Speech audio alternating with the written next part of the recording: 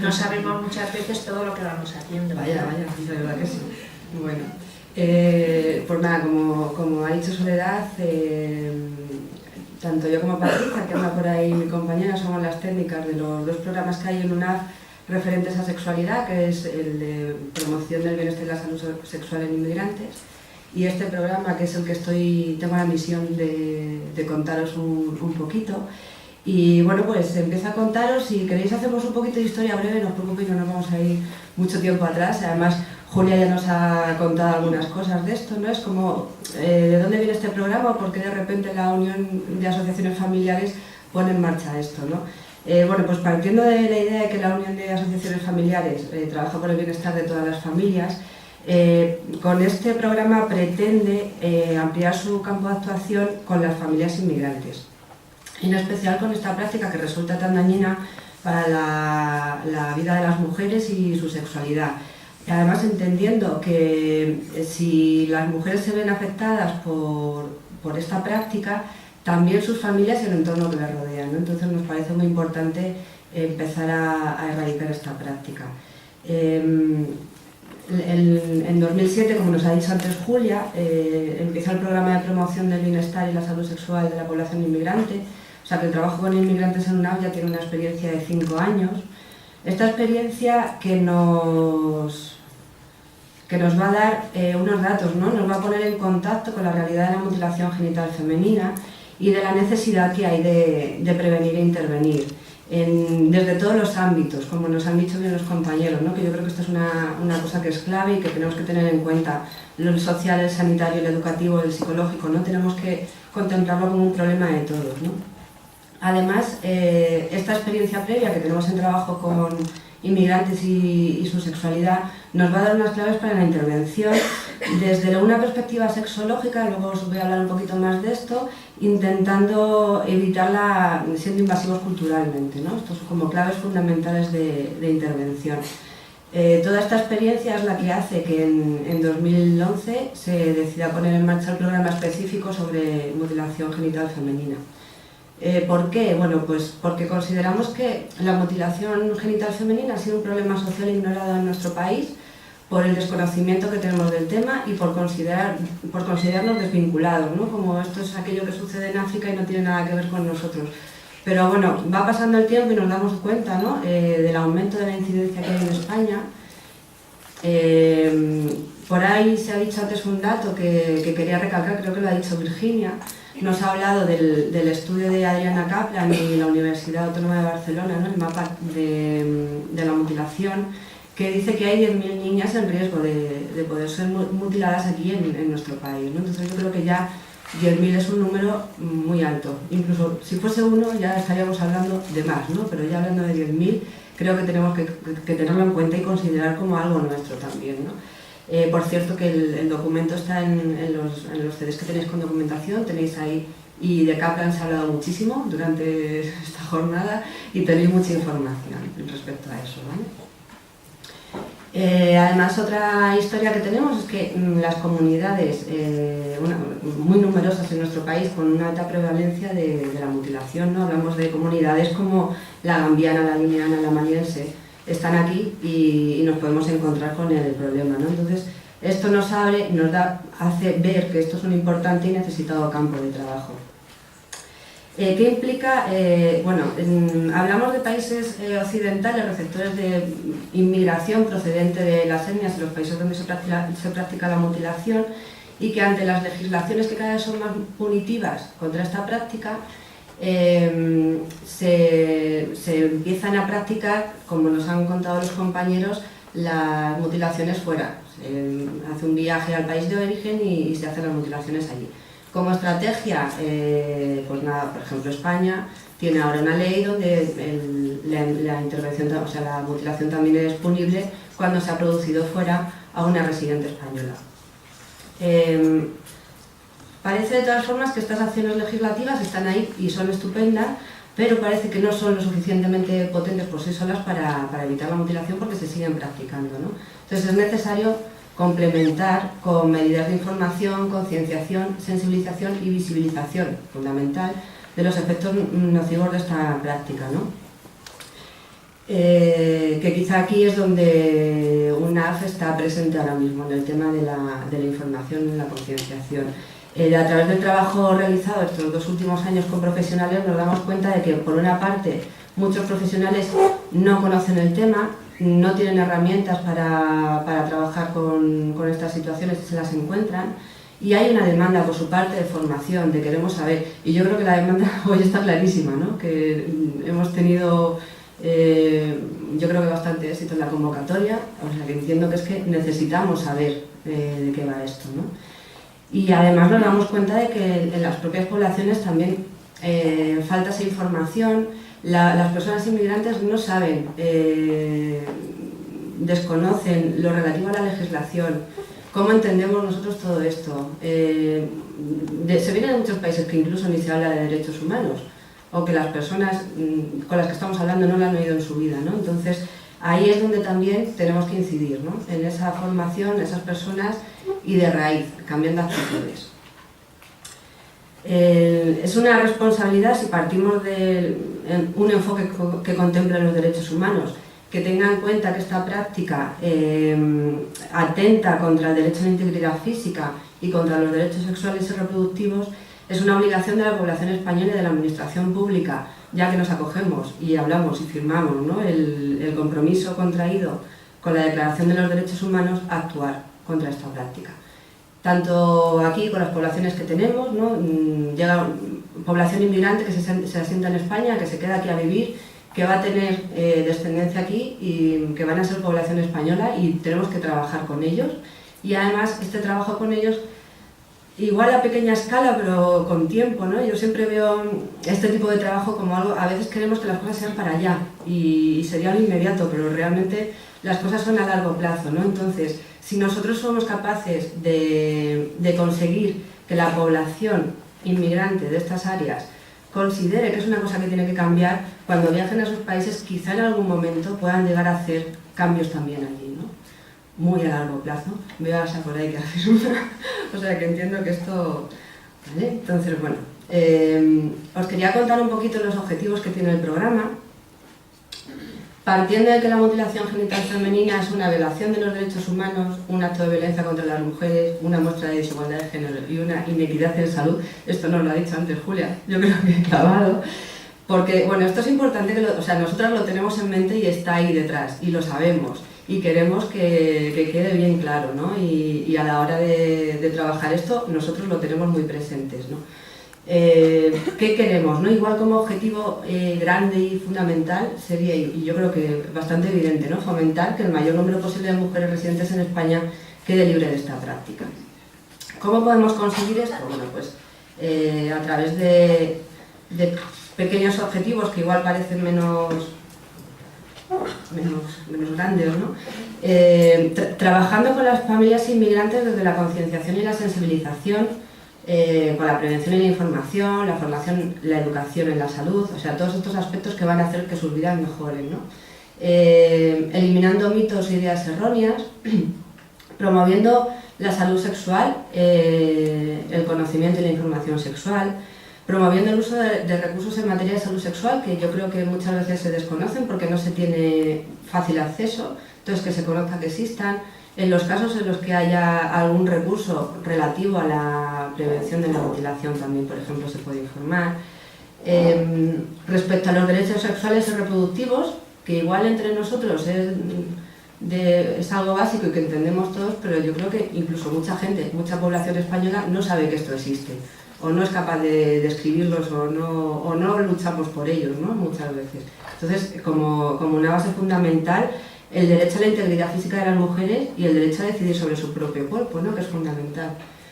Y promover la igualdad de género, teniendo en cuenta la base de esta práctica, y estábamos hablando de antes, ¿no?, que el patriarcado, bueno, pues la igualdad de género y la igualdad de valor entre los sexos es algo que hay que transmitir y que es fundamental. Si nos centramos un poco en el tema de profesionales, ante la demanda de los profesionales, pues hay que proporcionar conocimiento sobre la mutilación, que es cómo está el tema en España, qué leyes hay, ¿no? Todo esto es importante conocerlo, qué protocolos existen, y facilitar posibles pautas de actuación. Y me encuentro con un caso de una mutilada o una niña que tiene el riesgo, bueno, pues ¿qué hago? Estas cosas que son tan básicas y que muchas veces no sabemos qué hacer, pues facilitar pautas de actuación, ¿no?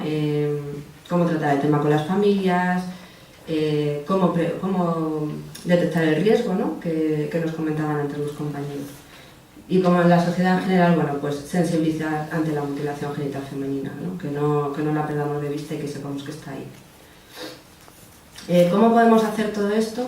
¿Y cuáles son nuestros planes de actuación, ¿no? Bueno, pues una cosa muy básica y que yo creo que es evidente, que es trabajar con la población inmigrante directamente a través de talleres. Intentamos que el acercamiento sea paulatino porque, como nos han dicho bien por ahí en algún momento, ¿no? Esto es una cosa muy íntima. En África, digo en África y también lo podemos aplicar en España, la sexualidad es tabú y esto es así, cuesta mucho hablar de sexualidad y los que somos sexólogos pues nos cuesta, ¿no? Y sabemos que es difícil, pero la mutilación todavía más porque además es una cuestión muy íntima, ¿no? Es una cuestión muy de la mujer que además normalmente suele llevar en silencio, pues todo el sufrimiento que conlleva no lo suele compartir, o sea que viene con una carga de soledad también, ¿no? De sentirse solo en este tema, pero claro, no se puede hablar tampoco, ¿no? Entonces utilizamos a veces estrategias del tipo de, bueno, pues yo si quieres te hablo de lo que yo creo que te va a interesar, que puede ser la maternidad, las relaciones de pareja, la lactancia, ¿no? Y a partir de ahí intentar establecer también una confianza, que eso es fundamental, ¿no? Y una estrategia de acercamiento distinta. La sexualidad es una parte significativa de la vida de las personas y no podemos olvidar que está muy cargada de las pautas culturales, de la transmisión familiar, de todos los estereotipos que tenemos alrededor, ¿no? Entonces es fundamental que esa intervención tenga un enfoque multidisciplinar porque van a influir muchísimos factores en esta sexualidad, ¿no? Entonces nosotros nos planteamos que sea desde un enfoque sexológico. Un enfoque sexológico que tiene este objetivo principal que veis ahí, que a lo mejor, claro, venimos hablando de mutilación, de consecuencias, y igual parece un poco como de Heidi, ¿no? Un poco bucólico, esto de pues que se conozcan, se acepten y vivan su sexualidad de manera que sean felices. Bueno, para nosotras como trabajo esto es fundamental, hablar desde la sexualidad en positivo. Buscar, ¿no? Y Hilda creo que nos estaba hablando antes, ¿no? De las cosas que son positivas vamos a utilizarlas. Bueno, pues con el tema de la sexualidad igual. Tenemos que hablar desde lo positivo. Entonces, incluso una mujer, si nos ponemos en el caso de una mujer mutilada, que podemos decir no disfruta de su sexualidad, bueno, pues igual la podemos enseñar a que disfrute de su sexualidad, que es algo más que vaya de sus genitales, ¿no? Que va más allá de sus genitales, perdón. Si se conoce cómo es su cuerpo, ahora lo acepta y aprende a vivirlo de manera que sea feliz, esto le va a dar unas herramientas para tener más autoestima y para tener las ideas más claras y seguramente decir, no, pues mi hija que no pase por todo esto, ¿no? Entonces desde lo positivo también podemos trabajar y creemos que a la larga es una intervención más eficaz, ¿no? Y desde luego trabajar desde el respeto de las culturas.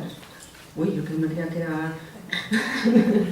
Desde el respeto de las distintas culturas. ¿Por qué? Porque el adoctrinamiento o el ataque a la cultura no funciona nunca, ¿no? Se van a poner las barreras, se va a intentar defender lo que es mío, porque yo tengo mi identidad y la quiero defender.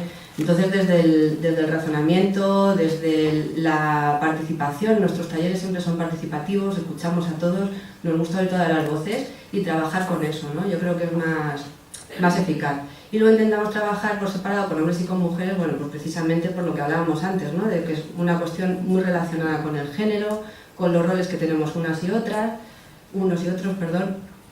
Y bueno, pues como que las mujeres, si hay hombres delante, se van a comportar de distinta manera y al revés, los hombres también van a ser distintos, ¿no? Como que la sinceridad es distinta cuando son grupos de hombres y de mujeres.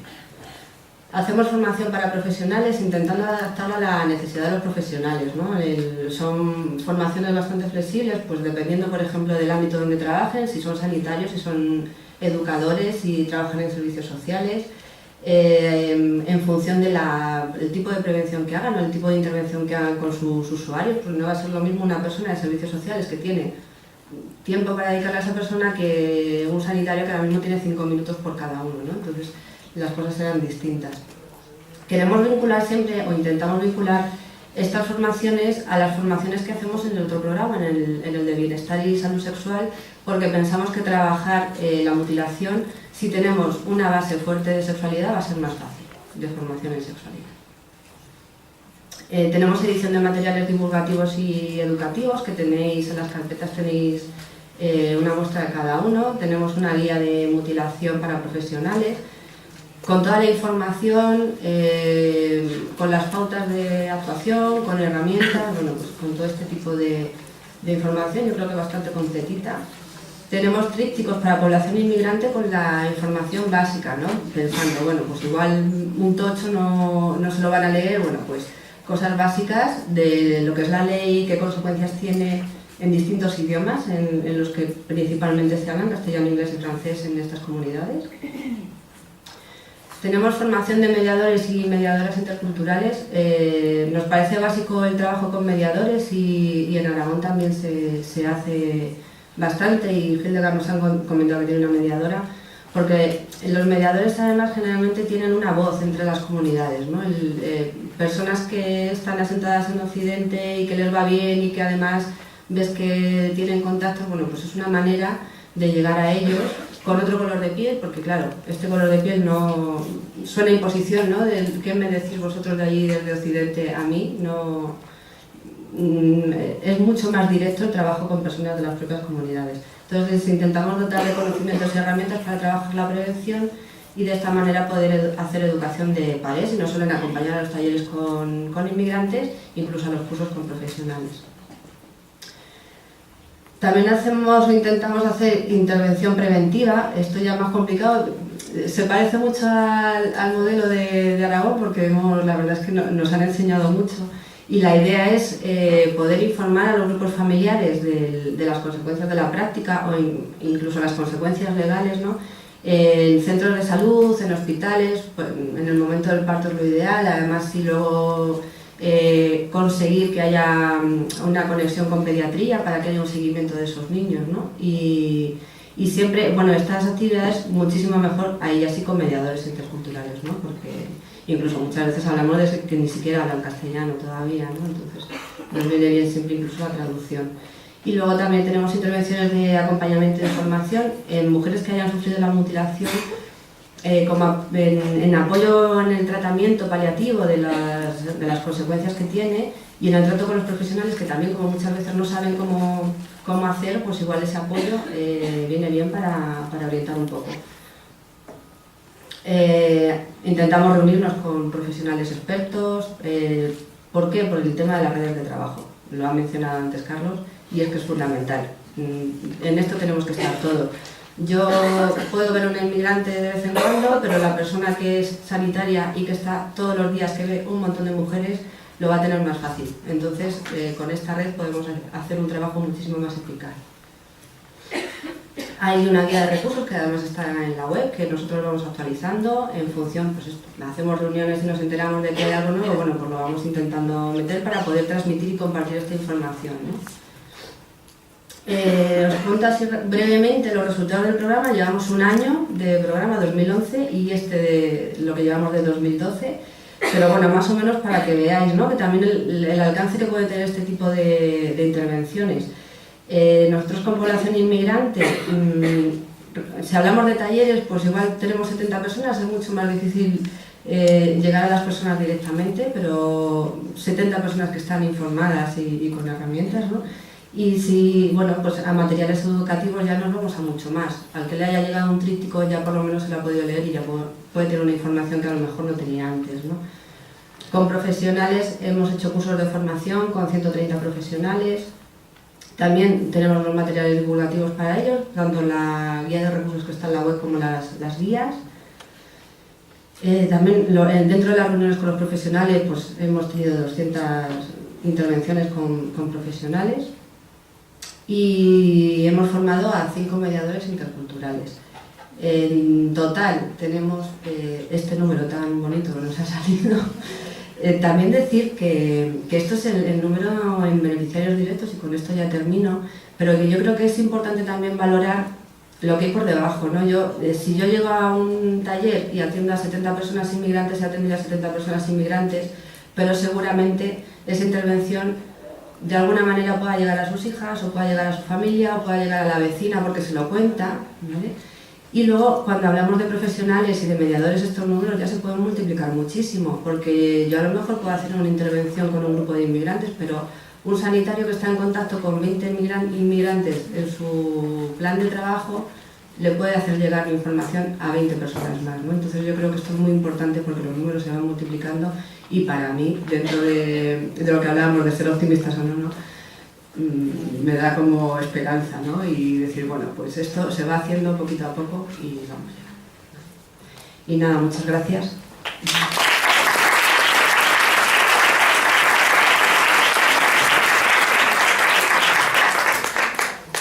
Bueno, pues bastante bien de... ¿Me he portado bien? Sí, muy bien. Entonces vamos a tener ahora, yo creo que un cuarto de hora, ¿verdad? Son 2:15. 10 minutos solo, 10 minutos. Vale. Palabras.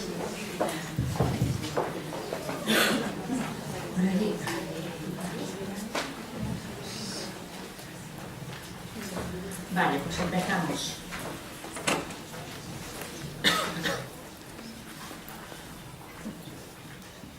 Bueno, yo agradecer a los tres ponentes la exposición que habéis hecho, agradecer a la organización que hayáis hecho estas jornadas, porque realmente creo, tú lo has dicho, que la convocatoria ha sido un éxito y creo pues, que realmente que hay inquietud en la sociedad sobre estos temas. Yo lamento que al compañero de médicos me hayas dejado más tiempo, porque el pobre ha ido como una moto y no nos ha contado el programa que tienen establecido en Aragón, que además nos está sirviendo como experiencia piloto para todas las sedes. Y también romper una lanza por vuestras mediadoras culturales. Yo conozco a dos de ellas, una de ellas la tenemos aquí, que lo veremos esta tarde, y la verdad es que es una gente verdaderamente genial y la labor de los mediadores en todos los campos siempre es positivo. Yo sí que quería hacer dos preguntas rápidas. Posiblemente, a lo mejor los más preparados estáis los que tenéis experiencia clínica. Una de ellas es, ¿qué dificultades encontráis cuando estáis estudiando los factores de riesgo? ¿Qué dificultades encontráis para que, no las niñas, que las niñas que luego pasan por una exploración clínica, pero si las madres os cuenten o libremente que ellas han sido o no han sido mutiladas, porque de alguna forma eso también es, entiendo yo que es una cuestión ética, ¿no? De inmiscuirse un poco en la intimidad de la mujer. Y mi otra pregunta, que más que pregunta sería una sugerencia, quizá más para Idelgar, que está metida no solamente en la parte de la ginecología, sino que además hace docencia. Cuando habláis de la formación continua de los profesionales, yo lo que he detectado aquí, a lo mejor estoy confundida, me decís si es así, he detectado que la formación que estáis haciendo hacia los profesionales es un poco desde el punto de vista voluntarista. ¿Qué posibilidades habría de introducir en los ciclos formativos de profesionales, tanto de profesionales de la medicina como de trabajadores sociales, en los ciclos formativos universitarios, alguna asignatura o algún tipo de formación que vaya orientada a este tipo de problemas? Son las dos únicas preguntas que quiero hacer. Gracias. Si no te acuerdas, la contesté si quieres. Uy, no sé si nos acordaremos. Ya la que tenemos ya no. Contesta. Vamos a ver, yo después del tiempo que llevo trabajando con mujeres de países de riesgo, me planteo, ¿no seré yo el que tenía tabú? Porque una vez que tú tienes confianza con esa familia que te viene a las revisiones de programas de salud, porque hemos hablado, el médico tiene poco tiempo, es verdad que para la consulta de demanda tenemos un poquito, pero tenemos una consulta programada. Oye, vamos a diferir la consulta programada y tenemos más tiempo. Yo nunca he tenido ningún problema, le he preguntado directamente, oye, ¿en tu comunidad hacen la mutilación? Bueno, el corte, la verdad es que si no, no me lo entienden bien, perdonad por lo del corte, pero si no es la forma que me entiendan. Y empiezan a hablar y digo, ¿tú tienes yo el corte? Y sí, es decir, que no me he encontrado ninguna que me haya dicho no teniéndolo. Con lo cual, yo creo que posiblemente es más un tabú nuestro y simplemente es cuestión de confianza con las familias. Eso es la sensación que me da. Y el otro es la formación, yo no sé si para quién iba dirigido. Bueno, que en Aragón hay de esos créditos ya de libre elección en el que, por ejemplo, el ginecólogo que hemos estado hablando, Mauricio Tajada, pues tiene un huequecito allí para que los alumnos que quieran se apunten a esos créditos de libre elección con respecto al tema de prevención de mutilación. Como habéis visto, en el 2012 sí que estamos insistiendo, tenemos, digamos, no un convenio, pero una rutina de que en la escuela de enfermería nos llaman todos los años para que, creo que es en tercero, hablemos, tengamos 3 horas de hablar de mutilación con las enfermeras, pues son enfermeras, luego a lo mejor serán matronas, y realmente pues sí que es verdad que es importante el que desde la formación vayan conociendo el tema y sepan de qué van y realmente les interese y empiecen a profundizar más. Sí, el tema del tabú o el tema de la dificultad en hablar. A ver, pienso que una vez que haya un idioma común, ¿no? Una vez que haya superado la barrera idiomática o junto con la mediadora, el preguntar por el hecho, todas te reconocen, lo viven como que lo han hecho. Lo que pasa que es más difícil es poder preguntar un poco más, como diciendo cómo vive su sexualidad o cómo si se recuerdan. La mayoría de las mujeres de Gambia no recuerdan o no dicen recordarse. Entonces, yo recuerdo más el hecho de vivirlo como lo normal, ¿no? Lo natural, lo normal, lo poco problemático, no querer lo del sufrimiento y todo esto, más bien es difícil pensar de que en un futuro sus hijas no lo van a tener y que no sean rechazadas por su grupo, que puedan entrar en la cocina, que se puedan casar, que no encuentren rechazo social sus propias hijas. Entonces, ellas, ha habido en mi población de Mataró poca demanda, por ejemplo, muy poca demanda de las madres que ya llegaron adultas a España, ¿no? Muy poca demanda de reconstrucción de clítoris, por ejemplo. Entonces, cuando yo he ido a congresos de ginecología en Francia, pues siempre es cierto que hay como más generaciones de inmigración ya en Francia, ¿no? Y ha habido un cambio. Aquí ha sido a través de los medios de comunicación que se habló del tema de la reconstrucción de clítoris, y he tenido en todos estos años 2 mujeres que sé que se lo han realizado en las clínicas de Sheus en Barcelona, que es gratuito, que es un convenio que tiene con algún organismo, y que una de ellas, que yo tenga conocimiento concreto, y está muy contenta de habérselo realizado, pero no lo he explicado a nadie, no lo he explicado ni a su propia madre, y ella sabe que su madre también se reconstruyó el clítoris, pero no se lo explicó a su madre. Así que es todavía difícil de poder ser diferente al grupo, ¿no? Entonces no es que sea un tabú a ver, que es difícil hablar de la sexualidad en el sentido de placer cuando son matrimonios de conveniencia, y que el placer sexual es algo relativamente nuevo en la humanidad, el poderlo poner en palabras.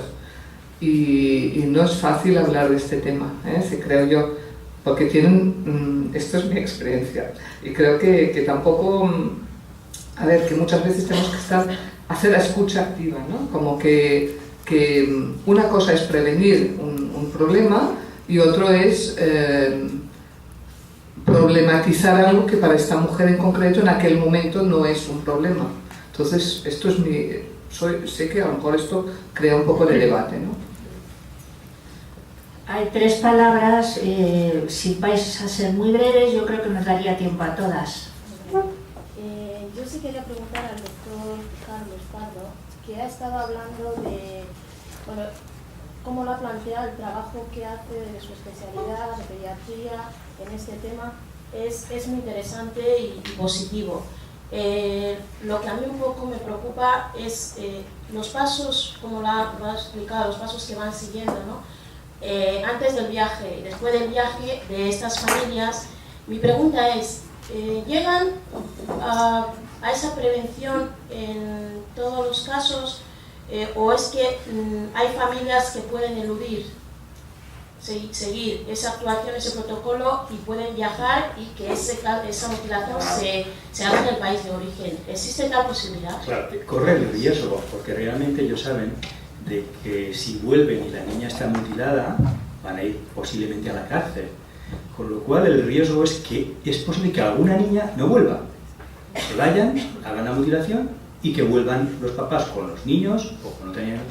Existe ese riesgo, eso ya lo hemos hablado muchas veces, pero no queda más remedio que hacer esa intervención adelante.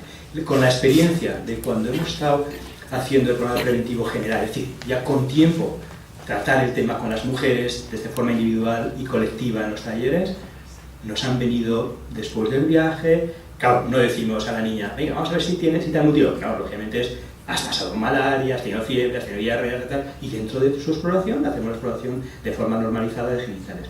Y la experiencia nuestra, una vez que has empezado a trabajar ya con tiempo a mamar, la mayor parte no, pero sí que es verdad que corre el riesgo y es posible que alguna niña se quede en el camino y se quede en su país de origen.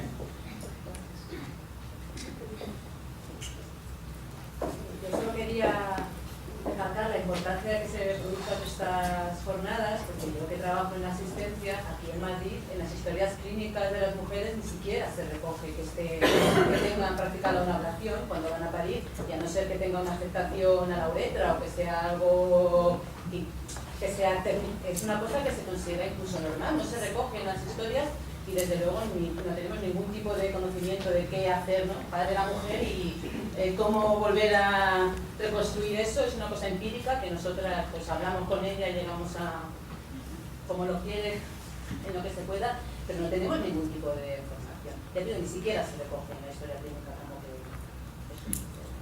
Lo mismo que en Aragón hace, no sé, 6 años, 10, lo mismo. Sí, yo... ¿Sí? Sí, hablo.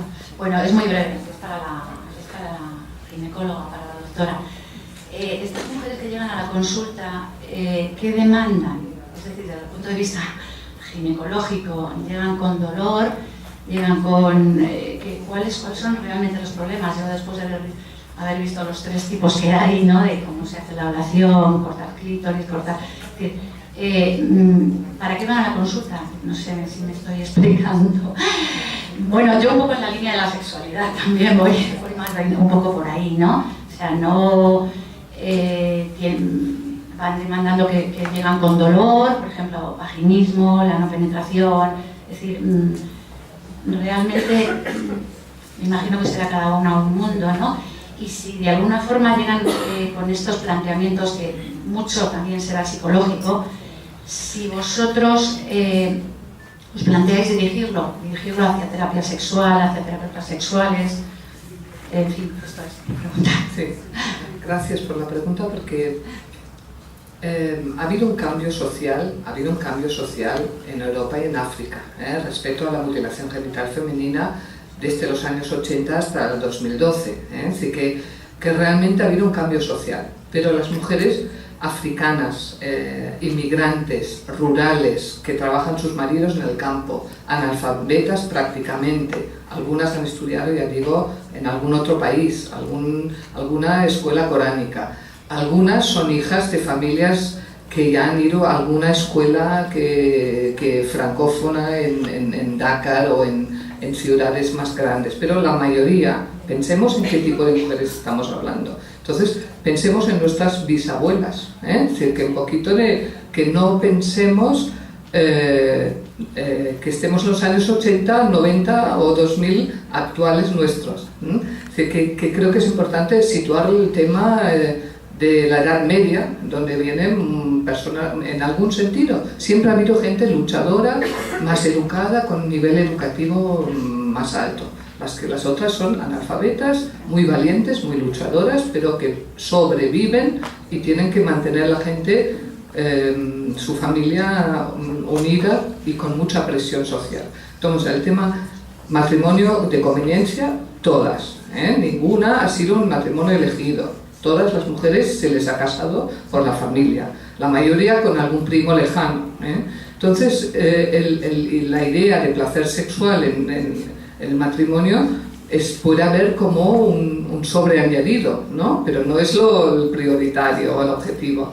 Entonces, La mujer viene a la planificación familiar. Yo la he vivido, vienen a las revisiones al puerperio o a la contracepción, quieren un DIU o quieren pastillas o quieren inyectables, quieren estanciar los hijos, saben que cuando tienen un espacio saludable entre un hijo y otro mejora su calidad de vida. La planificación familiar en Senegal y Gambia es muy reconocida, por lo tanto ellas ahora que conocen este derecho y en Europa tienen este derecho. Entonces un derecho a poder planificar el número de hijos que quieren. Esto es una cosa muy avanzada. El tema sexual es otro, ¿eh? Entonces las adolescentes criadas en España, educadas aquí, de algunas familias nos hacen preguntas ahora.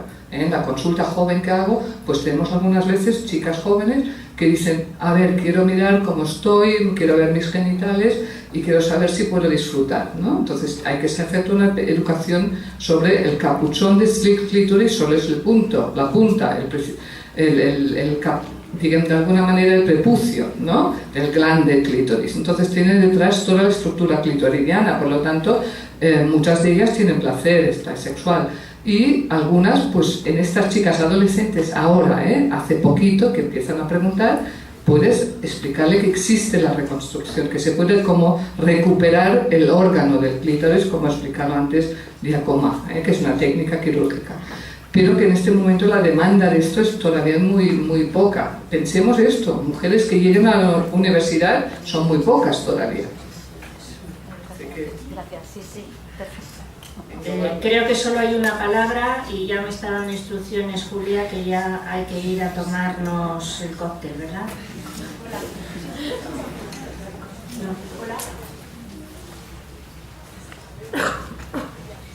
Hola, bueno, mi nombre es Latifa, soy mediadora social, estoy en el paro.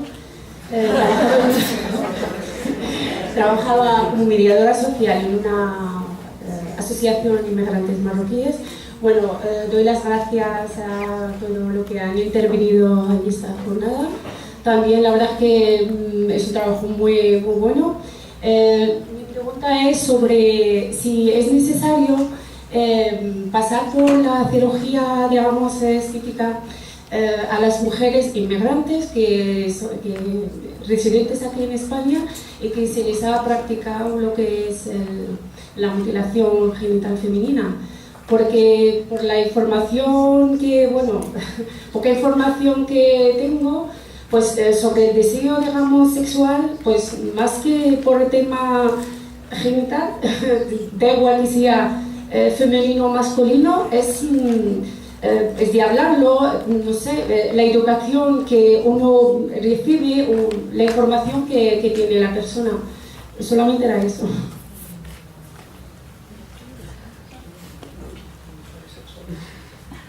Sí, parece que me ceden la palabra. Efectivamente, yo creo, a ver, Latifa tiene mucha razón, ¿no? Y era lo que yo mencionaba un poquito antes, ¿no? Que la sexualidad no son simplemente los genitales, entonces todos estamos educados en eso, en la sexualidad igual a genitales igual a penetración, generalmente coital, pene-vagina, porque no solemos tampoco contemplar distintas orientaciones.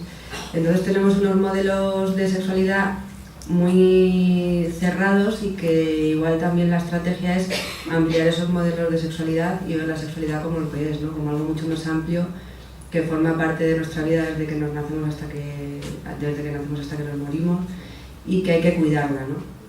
Ahora, también es cierto que hay una cosa, ¿no? Que es la frustración y que cuando a uno le falta algo que los demás tienen muchas veces desea tenerlo. No sé luego con estas reconstrucciones si la sensibilidad será igual, qué grado se recuperará, y yo ya lo desconozco, pero yo también creo que tenemos que aceptar que haya ese deseo de tener algo que me han quitado, ¿no? Que era mío y que ya no tengo. Entonces, creo que igual la historia está en eso, ¿no? En tener la mente abierta y aceptar todas las opciones y con una base de educación y de cambiar el modelo sexual. Que esto tiene mucha tarea, muchísima tarea. No sé si con esto te contesto. Sí. Muy bien. Queremos hacer un mínimo matiz. Es un derecho de las mujeres jóvenes, adultas, mayores, todas tienen derecho a la sexualidad.